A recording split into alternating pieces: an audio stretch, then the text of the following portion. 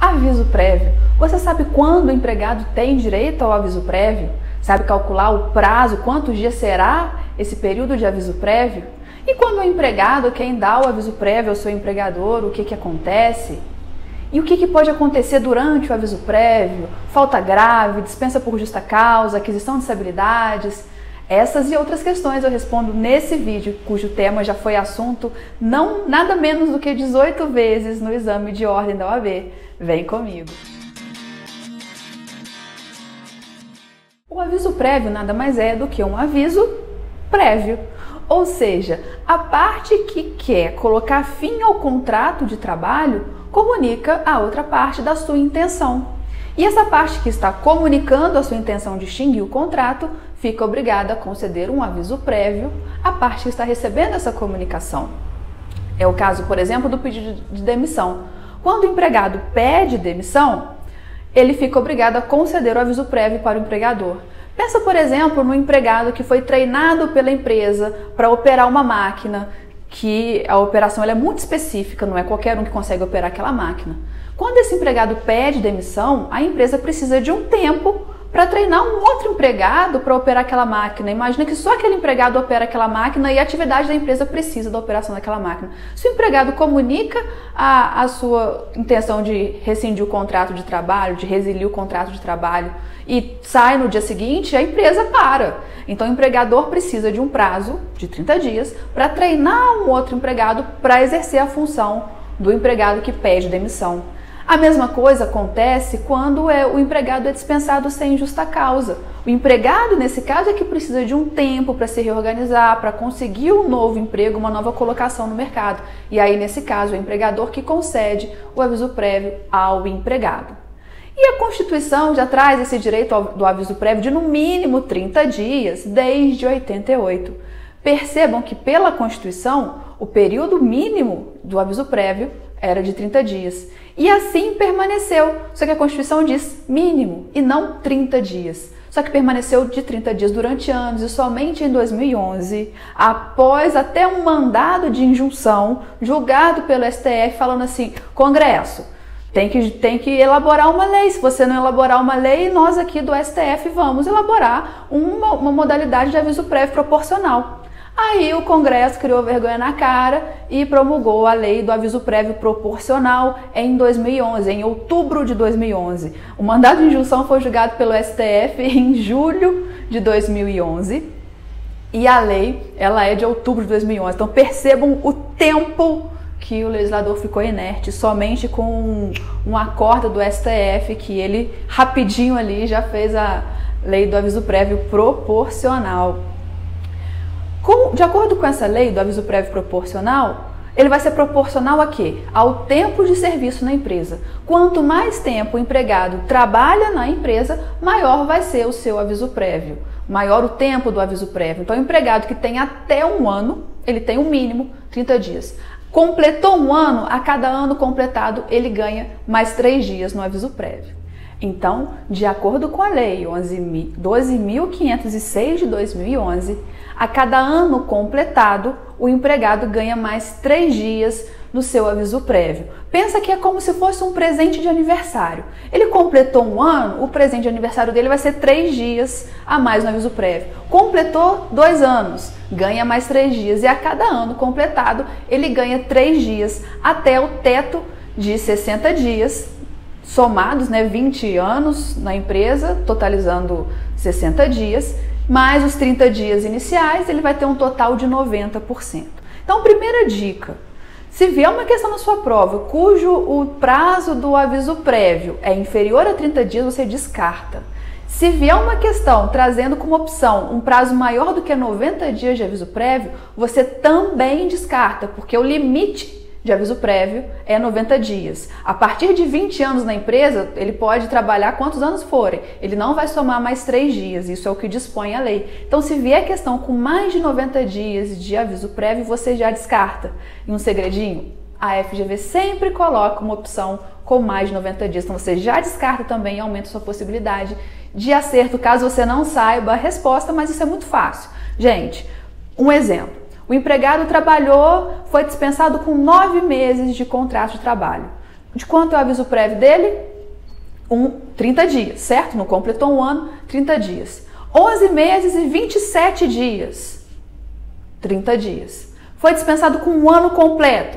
Aí ele já tem os 30 dias mais 3, ou seja, 33 dias de aviso prévio. Um ano e 11 meses, 33 dias. Os 30 dias mais os 3 dias a cada ano. Foi dispensado com 5 anos de empresa. 5 anos de empresa vezes 3 dá 15, mais 30, 45. Essa é uma formulazinha que a gente vai usar para calcular o aviso prévio muito simples. Aviso prévio é igual ao número de anos trabalhados vezes 3 mais 30. Por que o número de anos? Não é a cada ano que você vai somando mais 3? Então, se a cada ano você soma mais 3, você multiplica por 3 o número de anos e soma 30, que é o mínimo do aviso prévio. Essa fórmula vai servir para você calcular. Se você não gosta muito de conta, de fórmula matemática, por mais simples que seja essa, conta nos dedos que vai dar certo do mesmo jeito. Então, aviso prévio proporcional ao tempo de serviço. A cada ano completado na empresa, o empregado tem direito a somar mais 3 dias ao seu aviso prévio, limitado a 20, ou seja, 20 anos, né? Limitado a 60 dias, mais os 30, o teto do aviso prévio vai ser de 90 dias.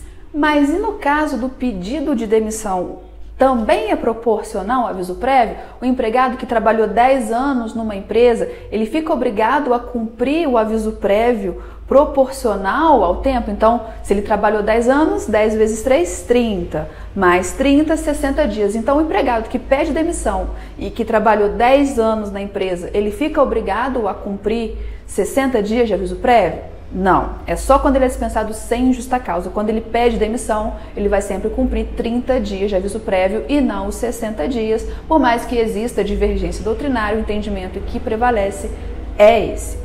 Importantíssimo também do aviso prévio você saber quando ele começa a contar e quando termina o prazo. Aqui a gente segue a mesma regrinha do artigo 132 do Código Civil. O prazo começa a contar do dia seguinte. E se você exclui o dia do início e inclui o dia do final. Então, se você comunicou o aviso prévio no dia 25, começa a contar no dia 26 daquele mês o aviso prévio. E terminando aqui a questão do prazo do aviso prévio também, é muito importante que você saiba que o contrato de trabalho termina no último dia do aviso prévio. Ou seja, por isso que a gente fala que o aviso prévio integra o contrato para todos os fins. O contrato de trabalho não se extingue com o aviso, quando o aviso prévio começa. Não, o aviso prévio é um aviso do término do contrato de trabalho. O contrato ele permanece vigente, ele termina no último dia do aviso prévio. Por isso que qualquer coisa que acontecer nesse tempo do aviso prévio pode refletir no contrato de trabalho do empregado. Por exemplo, se tiver um aumento salarial. O aumento salarial, no curso do aviso prévio, integra a remuneração do empregado. As horas extras habituais durante todo o contrato de trabalho reflete no aviso prévio. Nunca se esqueçam disso. Tudo integra o contrato de trabalho, ele só vai terminar quando acaba o aviso prévio. Então, o período do aviso prévio integra a contagem de tempo, conta tudo. O aviso prévio pode ser trabalhado ou indenizado. E quem vai decidir? O empregador. O empregador vai decidir se o aviso prévio cumprido pelo empregado vai ser trabalhado ou indenizado. Se o empregador escolher que o empregado trabalhe durante o aviso prévio, ele vai permitir que o empregado escolha se o empregado vai querer sair 2 horas mais cedo durante todo o aviso prévio ou faltar por 7 dias consecutivos. Percebam, o empregador escolhe a modalidade, se ele vai ser trabalhado ou indenizado. Mas uma vez que a escolha foi trabalhado, é do empregado a opção de escolher se ele vai querer sair 2 horas mais cedo, com essa redução da jornada diária de 2 horas durante todo o aviso prévio, ou se ele vai querer faltar por 7 dias consecutivos.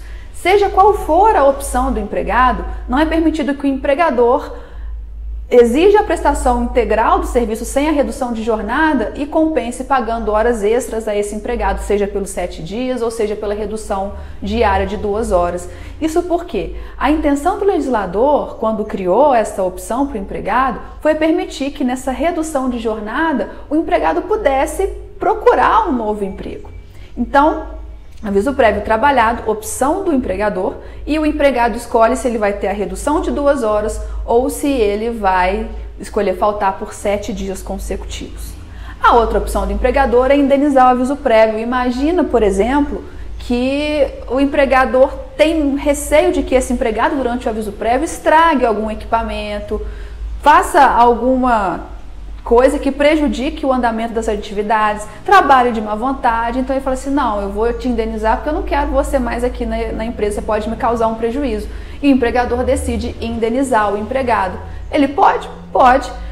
Da mesma forma, o prazo para o pagamento do aviso prévio trabalhado e indenizado é de 10 dias, independente da modalidade, seja trabalhado ou indenizado, desde a reforma trabalhista, passou a ser de 10 dias. E isso, gente, joga por terra o famoso aviso prévio cumprido em casa, que existia antes da reforma trabalhista. O que era isso? O empregador queria indenizar, mas se ele fosse indenizar o aviso prévio, ele tinha que pagar o empregado no prazo de 10 dias.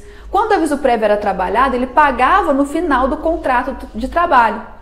Então, o que ele fazia? Para ganhar esse tempo para pagar o empregado, ele colocava o aviso prévio trabalhado para o empregado no registro, né, do aviso prévio, como se o aviso prévio fosse trabalhado, mas dispensava o empregado de prestar serviços, por isso que falava aviso prévio cumprido em casa. Isso era vedado pela legislação, mas acontecia muito, e a reforma trabalhista deu um jeito de tornar isso sem necessidade. Mas e quando é o empregado quem pede demissão?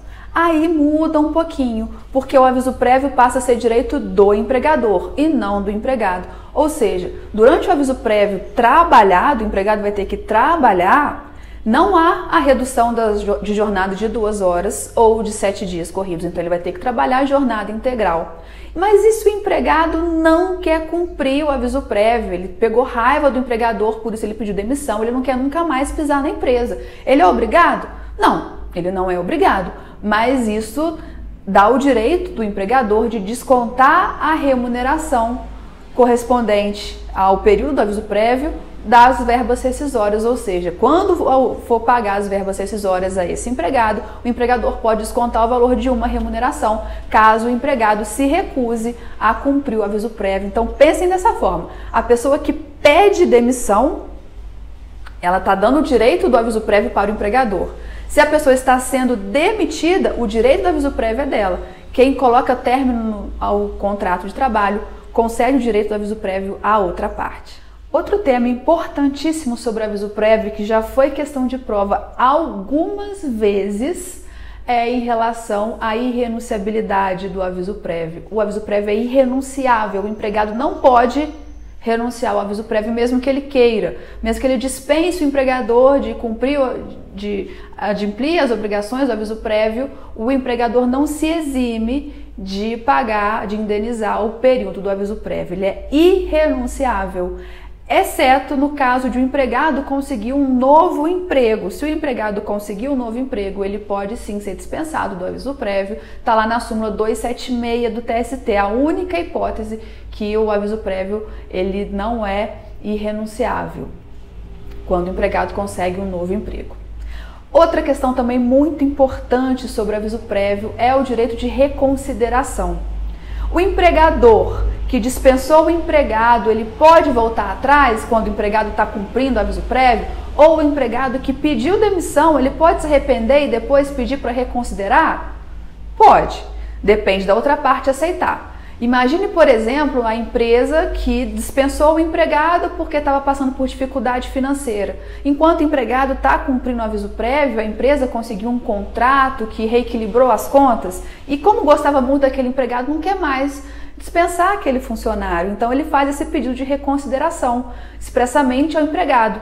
Mas aí o empregado ele vai dizer se ele quer ou não voltar para a empresa. Então a pessoa que deu o aviso prévio, se foi o empregador que dispensou ou se foi o empregado que pediu demissão, eles fazem a oferta. Olha, eu me arrependi, eu não quero mais que você seja dispensado, ou eu que pedi demissão, eu não quero mais deixar a empresa.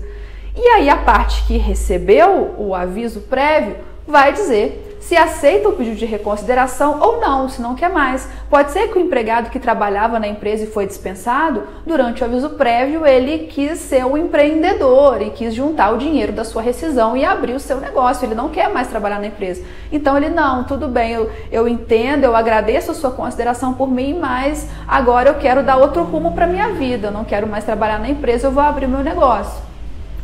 Ok, o aviso prévio continua valendo. Agora, se o empregado quer continuar trabalhando na empresa, ele fala assim, que bom, eu não queria mesmo sair daqui. E aí considera-se como se o aviso prévio não tivesse nunca ocorrido. Continua o contrato de trabalho tendo a sua vigência. A mesma coisa ocorre com o pedido de demissão. O empregado pediu demissão, ele se arrependeu. Se o empregador quiser ainda manter esse empregado, o empregado reconsidera, o empregador aceita e considera-se como se o aviso prévio não tivesse sido dado. E pode ocorrer uma falta grave durante o aviso prévio? É claro que pode.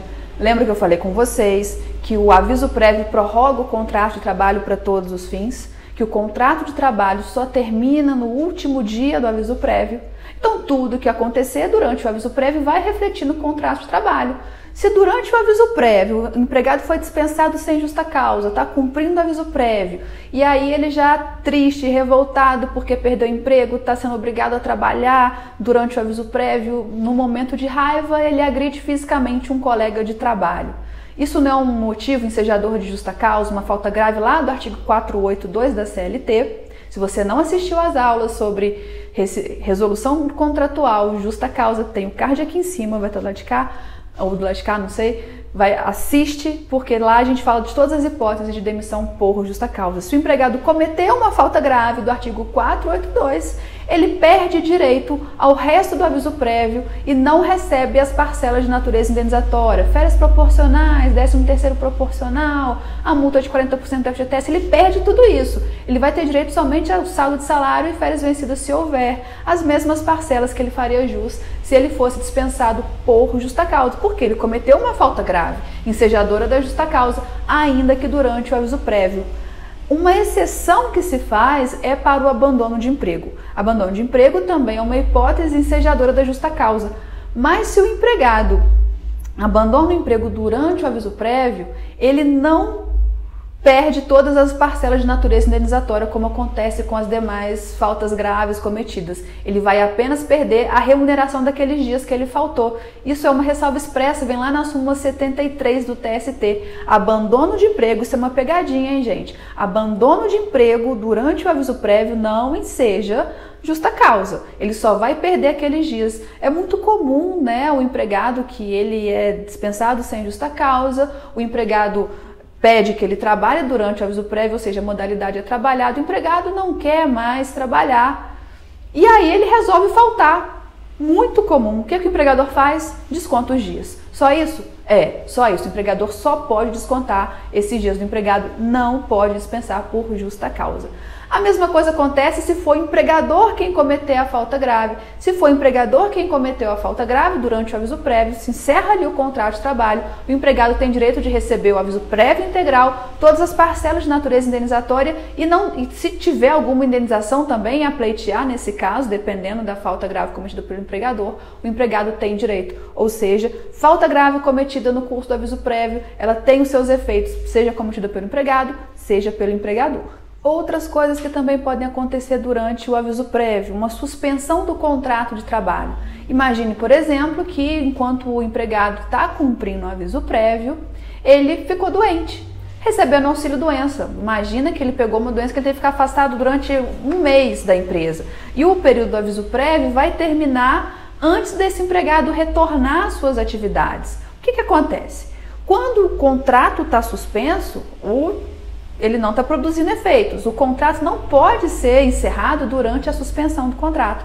Então, se o empregado foi dispensado sem justa causa, está cumprindo o aviso prévio e no curso desse aviso prévio houve alguma causa de suspensão, por mais que o prazo do aviso prévio termine antes de terminar a suspensão, a causa que ensejou a suspensão do contrato de trabalho, o empregador precisa esperar que esse empregado retorne às suas atividades para aí, então, o aviso prévio ter o seu fim e ele dispensar o empregado. Mas e a estabilidade, a possível aquisição da estabilidade durante o aviso prévio? Isso depende do tipo de estabilidade. A gente também vai ter um vídeo falando só a estabilidade de cada tipo de estabilidade, que também é um tema importantíssimo para sua prova. E em relação ao aviso prévio, depende. A gestante, ela tem previsão expressa na CLT, no artigo 391A da CLT, dizendo que se a mulher engravida durante o curso do aviso prévio, ela tem sim o direito à estabilidade. Então a estabilidade da gestante é adquirida ainda que a confirmação da gravidez se dê no curso do aviso prévio. Isso na época gerou muita polêmica, né? Muitas pessoas diziam que a mulher foi demitida, está cumprindo o aviso prévio, então ela vai engravidar propositalmente. Gente, pode ser que tenha algumas malucas que fazem isso, mas você pensa, por exemplo, no gasto que você vai ter com leite, fralda, escola e tudo do plano de saúde da criança para manter o emprego? A conta não bate, né? Claro que tem gente que pensa dessa forma, mas né, a gente não vai guiar a legislação dessa maneira. Então já é decisão não só da jurisprudência, que já era jurisprudência assim há um bom tempo, mas já tem na CLT, no artigo 391A, que se a mulher engravidar no curso do aviso prévio, ela adquire a estabilidade. Esse entendimento é o mesmo no caso do empregado que sofre acidente de trabalho. O empregado acidentado que adquire a estabilidade, se o acidente ocorreu durante o aviso prévio, o entendimento da jurisprudência, também por uma interpretação da súmula 378, item 2, é de que o empregado acidentado no curso do aviso prévio também adquire a estabilidade. Mas essa regra não é assim para todo mundo. Aliás, na maioria dos casos, não. Senão ficaria muito fácil. Você foi dispensado sem justa causa, está cumprindo o aviso prévio, está no período do aviso prévio, que aí não importa se o aviso prévio é trabalhado ou indenizado. No caso da gestante, por exemplo, ainda que o aviso prévio seja indenizado, se ela engravidou no período do aviso prévio, ela adquire a estabilidade. Seria muito simples se durante o aviso prévio eu pudesse, por exemplo, me candidatar a um dirigente sindical e só o fato de eu me candidatar eu já adquiri a estabilidade, eu não posso ser demitida. Não é assim.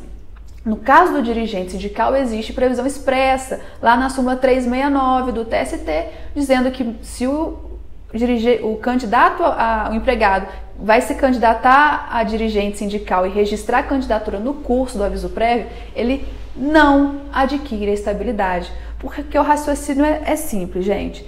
Quando o empregado ou empregador, não importa, quando a parte dá o aviso prévio à outra, esse contrato que ele era por prazo indeterminado é como se ele passasse a ser por prazo determinado. Por quê? Antes da parte dar o aviso prévio, antes de pedir demissão ou antes de ser dispensado sem justa causa, o contrato era por prazo indeterminado.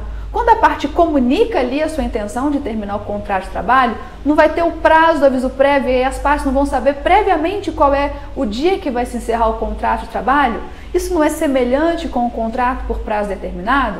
É, então é como se durante o aviso prévio o contrato passasse a ser um contrato por prazo determinado. Logo, nesse período de aviso prévio, seria incompatível a aquisição de alguma estabilidade no contrato de trabalho por prazo determinado.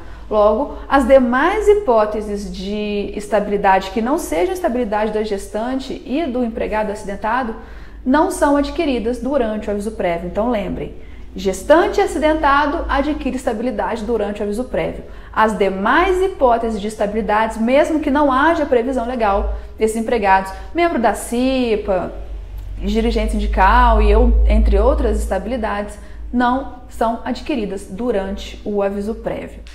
Finalizando, a regra é que o aviso prévio seja concedido nos contratos por prazo indeterminado. Mas quem assistiu às aulas de contrato de trabalho, o vídeo de contrato de trabalho, quem não assistiu, o link está aqui no card, importantíssimo, quem assistiu a aula vai saber que o contrato por prazo determinado tem uma modalidade em que é permitida a concessão de aviso prévio, que é quando o contrato de trabalho por prazo determinado contiver a cláusula assecuratória de direito recíproco de rescisão. Lembraram? Quando o contrato por prazo determinado tiver essa cláusula assecuratória de direito recíproco de rescisão, fica permitida a concessão de aviso prévio para a parte que receber a comunicação da antecipação do término antecipado desse contrato de trabalho por prazo determinado. Então a regra, contrato de trabalho por prazo indeterminado, sempre vai ter aviso prévio. Regra. Contrato de trabalho por prazo determinado, somente aqueles que tiverem a cláusula assecuratória do direito recíproco de rescisão. Por que eu falei que é regra no contrato por prazo indeterminado? Porque se o empregado for demitido por justa causa, ele não fará jus à concessão do aviso prévio. Por isso que não é todo contrato por prazo indeterminado que dá direito à outra parte de receber o aviso prévio. Dos contratos por prazo indeterminado que tem direito ao aviso prévio, dispensa sem justa causa, pedido de demissão, rescisão indireta e quando a rescisão do contrato ocorre, o empregado é dispensado por extinção do estabelecimento em que esse empregado trabalhava. No caso de culpa recíproca e de distrato, o empregado recebe 50% do aviso prévio. Quanto ao distrato, existe uma discussão, mas para sua prova marca que o empregado recebe metade do aviso prévio. Se ficou alguma dúvida, deixa aqui nos comentários. Se você ainda não se inscreveu no canal, se inscreva e ative as notificações para não perder nenhum vídeo. E se você ainda não me segue no Instagram também, segue lá, @marinamarquesprof, porque lá a gente também intercala alguns vídeos mais curtinhos sobre direito do trabalho. Eu te espero lá.